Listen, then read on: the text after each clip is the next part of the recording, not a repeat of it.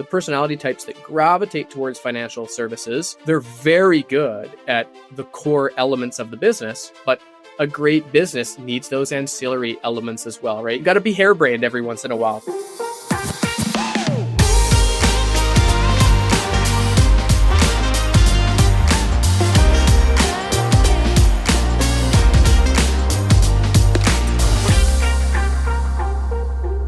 Hello, everyone, and welcome to another episode of CBS Spotlight. If you're here by mistake, you are in the right place now.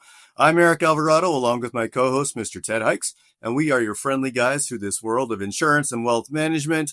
And today on our show, we've got Mr. John Swystun, who is the president and CEO of Auxesys. John, welcome. Did I miss anything? Crushed it, Eric. Nailed it. First try. Way to go. That was tough. John, so excited for you to be here. Thank you. It's been a long time coming. I know we've been talking about this for 6 months or so. So I'm very excited to have you here. I'm going to start out just like with some background. Like, I know you actually started your career making snowboard videos. Can you kind of take us back to that part of your life and kind of talk about how you started there and then the transition that eventually led to the world of financial planning? Absolutely. Hyped to be here. Thank you for having me. A pretty atypical career path, but in a strange way, all the dots connect in the rearview mirror. So most of my family growing up were professionals, lawyers, executives, Big Four. Some of them worked at wealth management and even built some roll-up style stuff here in Canada.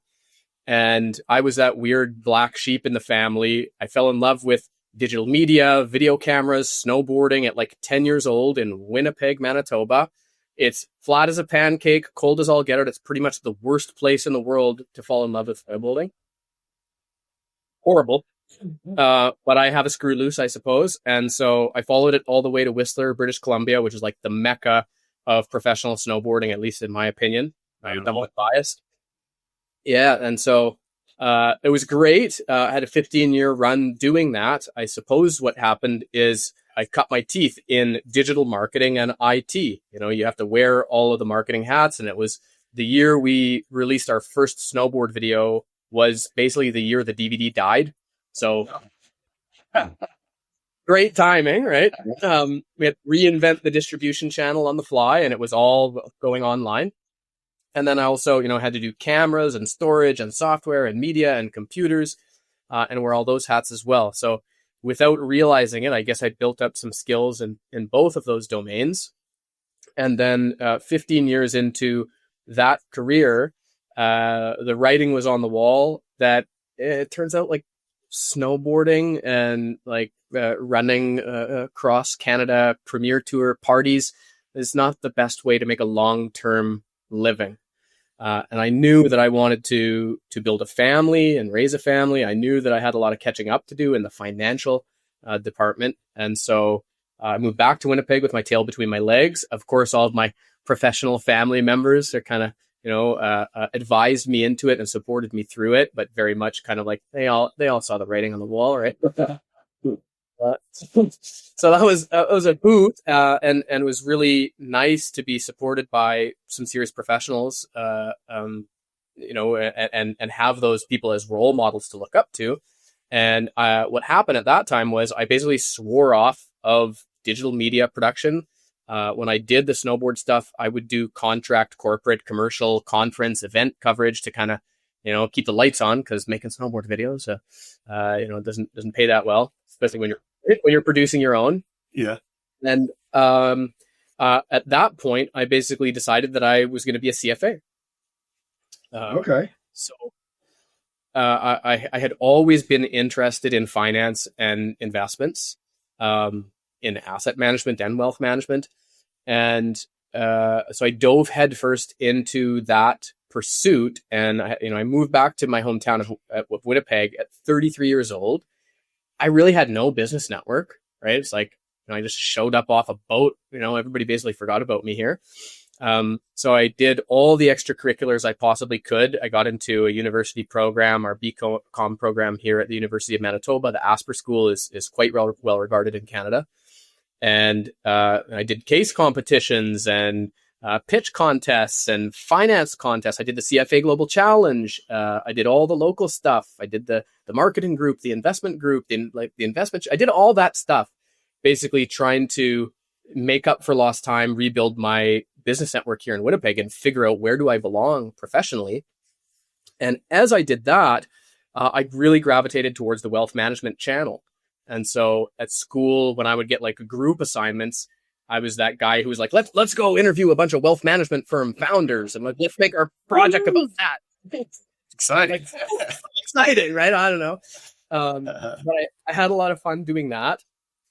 And as that was happening, I got a few years, I was a couple years into that university path, trying to pursue CFA.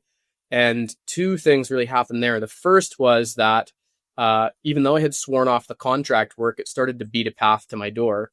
And so for some reason, people got the crazy idea that they should refer me work. Like, can you build a set of financial projections, a model, so that we can buy out the second half of our dental practice, get a bank loan, right?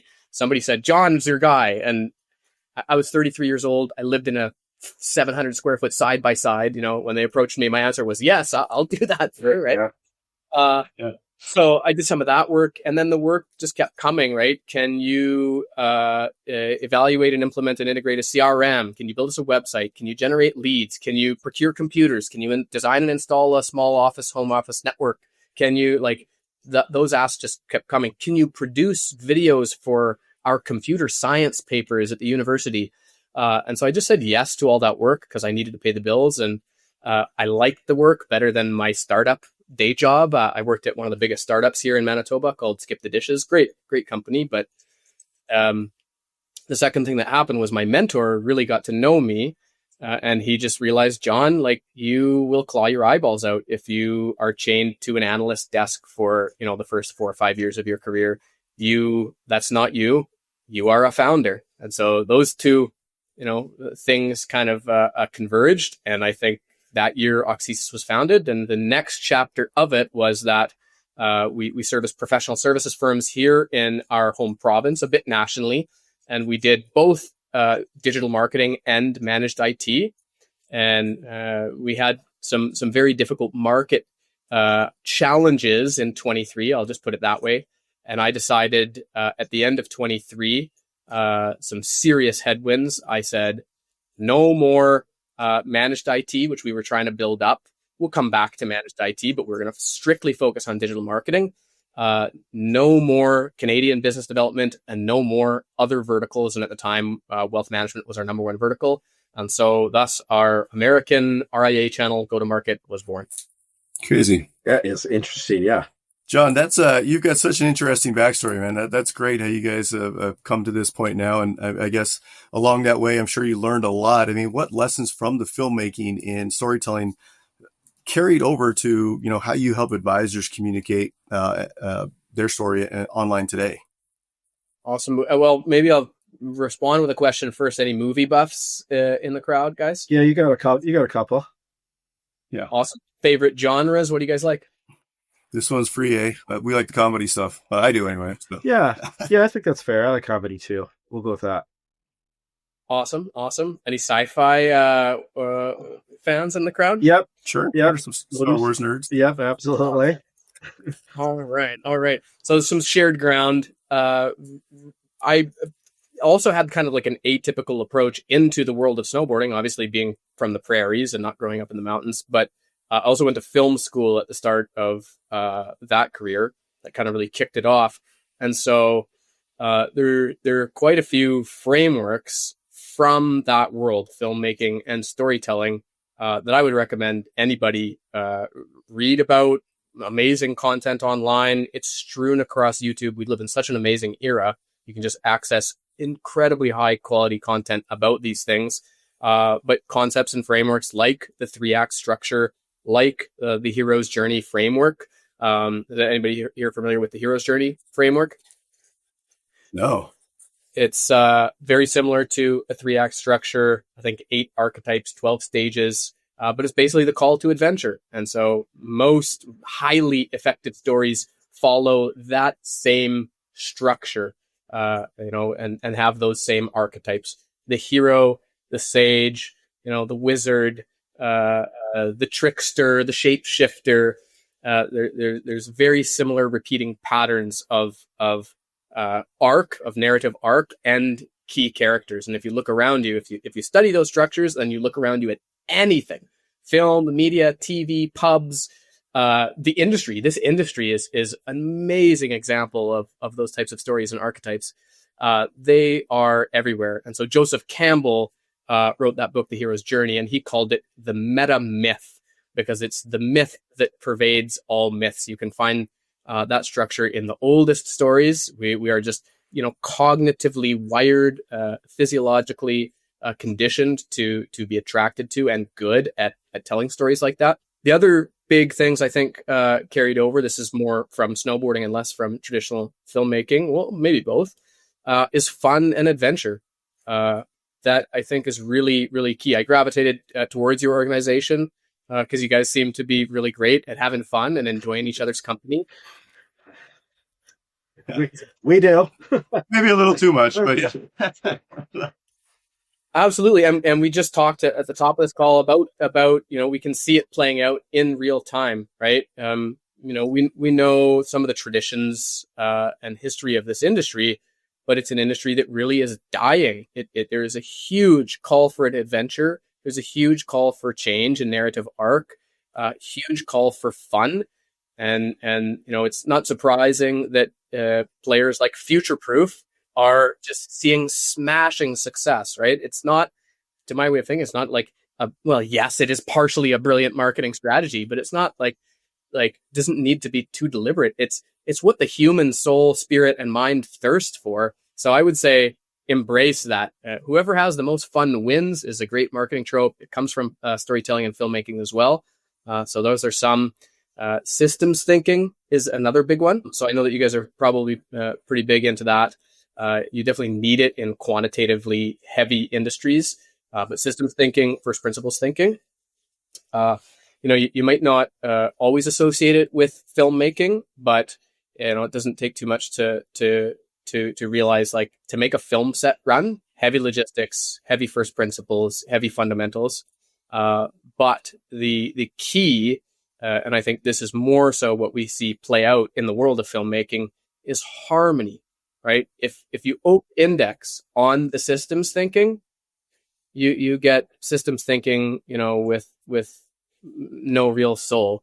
And so that's really what we see in the wealth management space, is that it's thirsting for harmony. And when I say that, I mean the improvement of the science, yes, but also the art. And it's the intersection of the two that we say play out in some of the most effective marketing and business in the world in front of us. So I got a question for you guys. I'll throw you a little curveball here. Very, very early on, our organizations seemed gravitated towards each other in a line. And it seems to me at the end of the day that fundamentally we have a very similar value proposition, and that is that we can both help wealth management firms, especially in the RIA channel, but also other wealth management channels, with organic growth. That really is a key objective this day and age, a really hot news topic. How do you guys view organic growth, and how does an organization like yours help? Yeah, I mean, I think we look at organic growth, and I think, John, you and I have had this conversation before. As you have there's two ways to do it, right? There's, you go out and get more clients, which client acquisition is an important part of the business, but very difficult. Or you take the clients you have and figure out a way to generate growth by providing them additional services. And I think where we really fit in with our partner firms is taking existing clients and applying new opportunities to them. Because a lot of RIAs, insurance is 4th, 5th, 6th, 8th, 10th on the list of what they're doing every day. So we come in and help them identify opportunities within their existing client book. And then once we identify those opportunities, how do we help them execute? And I think that's where CBS brings a massive amount of value to the space that we live in.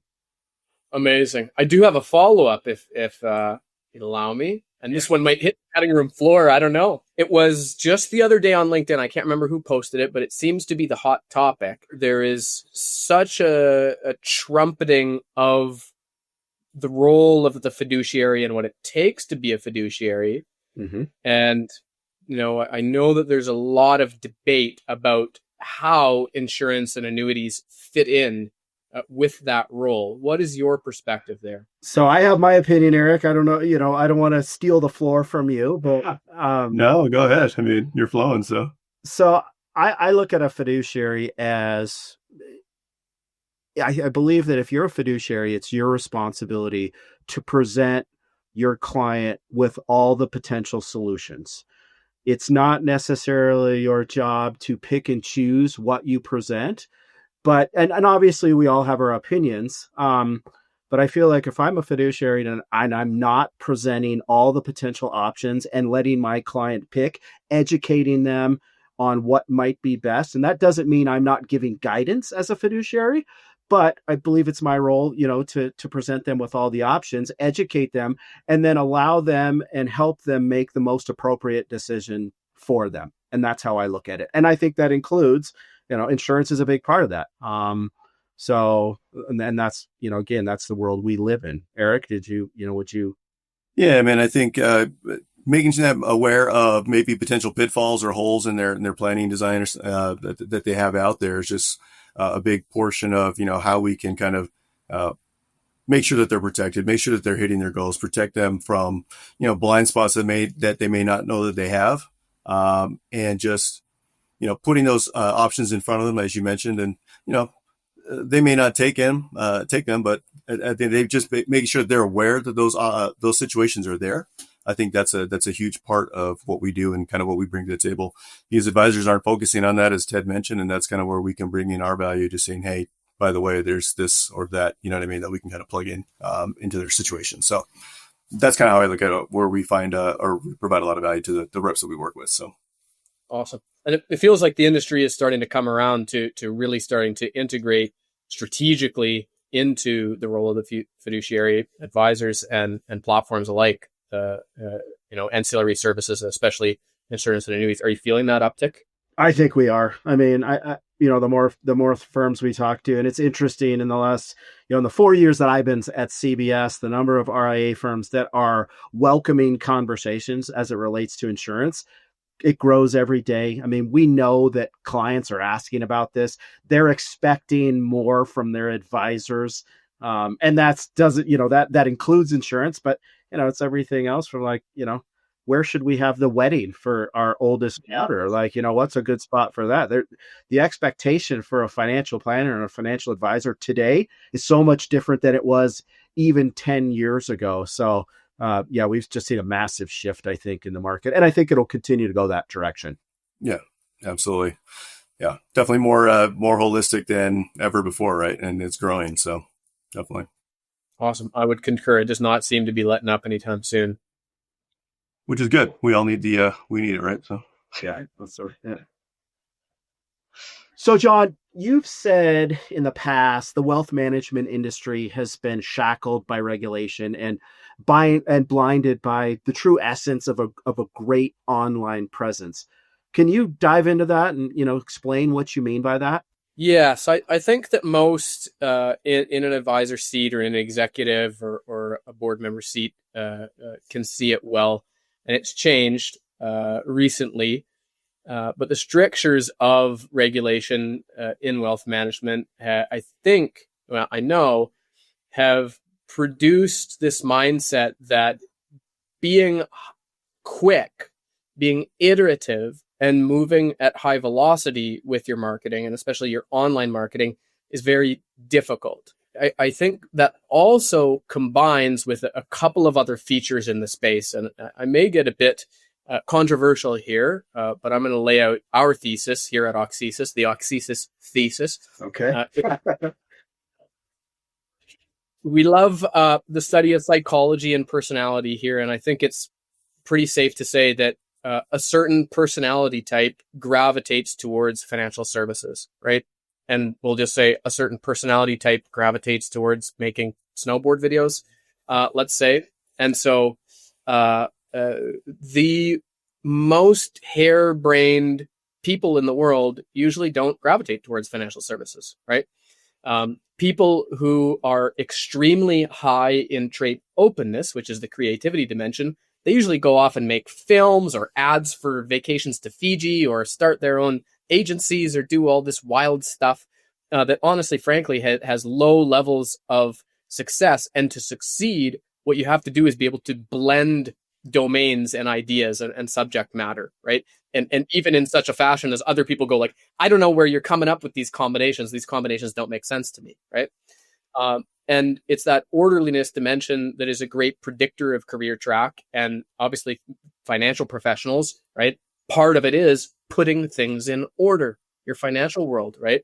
And so the personality types that gravitate towards financial services, they're very good at the core elements of the business, but a great business needs those ancillary elements as well, right? You need a dose of creativity. Right. You need to gross you got to be harebrained every once in a while to get to that next effort. And so I think a lot of the folks that sit at the intersection between compliance and marketing have struggled, right? I think it takes a really whacked out mind, to be honest, to look at compliance and go, wait a second, regulation can actually be fuel.